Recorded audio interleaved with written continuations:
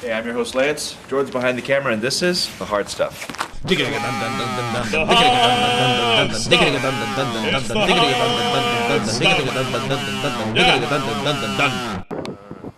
Last week, we brought you Mad Trapper and Hive Smasher, and the amount of support that we've been receiving is surprising to say the least.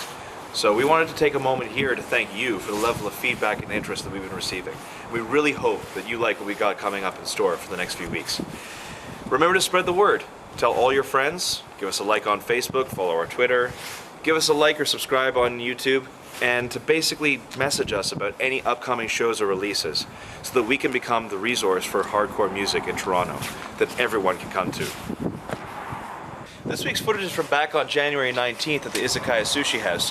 The first band I talked to is from Hamilton. Their name's Crop Failure, and this is what they're all about. I don't know. You know, it's a blend of, you know, sometimes it's just bullshit.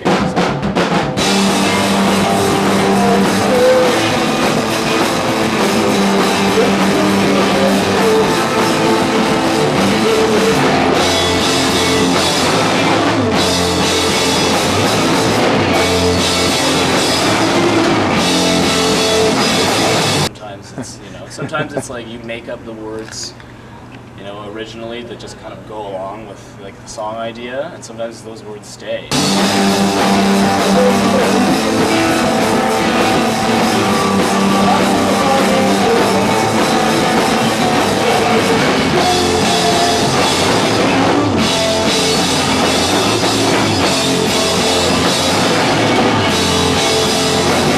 Or you work around an idea of them, or you don't, and they're just bogus. And sometimes, you know, there are like political inspirations and, you know, I don't know, Middle Eastern politics or whatever, you know. Sometimes you just gotta steal it. Me misunderstanding the lyrics and like Rust in the Rain was not the lyric, but now it is.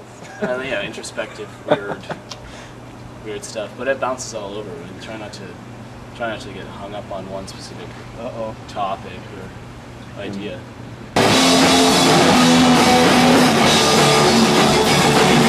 What are you most proud of that's happening in Hamilton that you see right now? That's a good question. Punk scene. Yeah, punk scene music is really good right now. I feel like We went through a lull. It was kind of like out of tune, like cool to be bad kind of stuff for a while, and now we're getting more into like punk rock again, which hasn't happened for like 10 years. And you're getting good turnout to the shows too. Like The punk scene, it's all rallying around Hammer City, which is a record store, a punk rock store in Hamilton. So we make your way down a shady alley, down a flight of stairs, and we're there. yeah, it's awesome.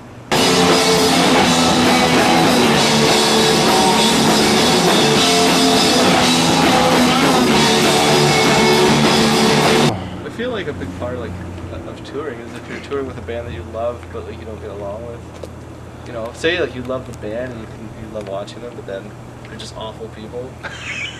That's the thing, right? As long as you get along with people, like that's what you need to have on the road. You know, like you need to just be able to get along and just make things happen or deal with all the bullshit that arises. Right? If somebody's kind of too anal or whiny or a dick, you know, you don't want to spend too much time with them.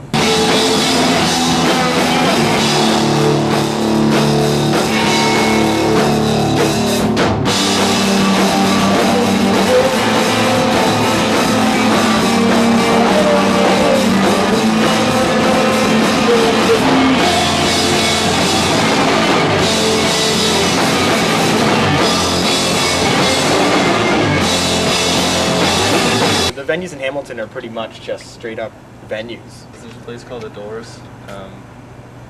That is like this big old, you know, it's a crazy old house with huge windows, and you play like in the bay window. Yeah, so they've got, you know, they sell PBR, so you can just in cans, right? So. Hey. This Ain't Hollywood is an awesome place. They've always done us really well. Homegrown Hamilton. Yeah, some cool places. We throw shows in our basement right now. The White House was a good one too. Yeah, the White House. The dude Nick Johannes from the Kettle Black throws shows in his place. There's like a weird kind of, you know, I don't know, people just make things happen. The retirement home is pretty solid. Yeah, the retirement home is a really cool place.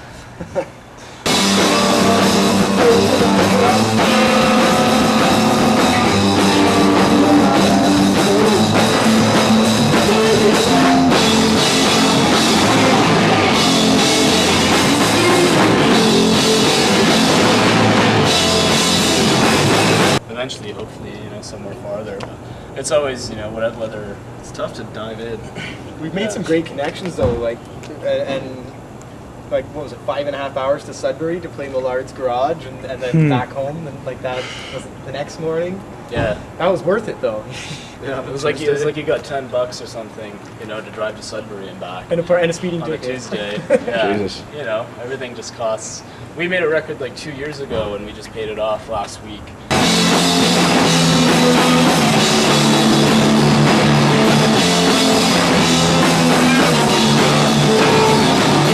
That We are any exciting doing a new? split with the Ednas. Yeah, that That's might be for happening. sure.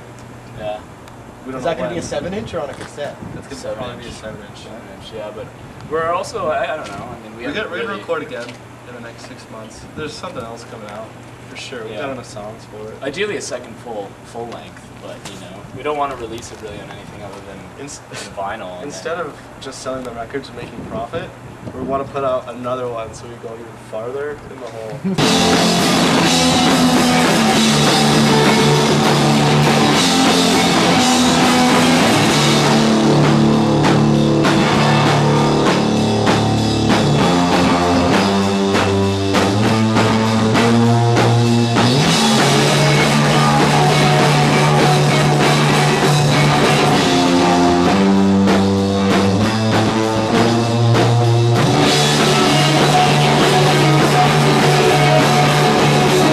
I mean, after we finished recording the first album, we played those songs for, was it 2 weeks almost straight leading up to the recording? yeah, like every day. We busted out the recordings in a weekend, and then after that, we didn't play those songs. We just started playing whatever. Like again, like one guy would start playing something, and then the other two would just jump in with something else, and it turned into the cassette.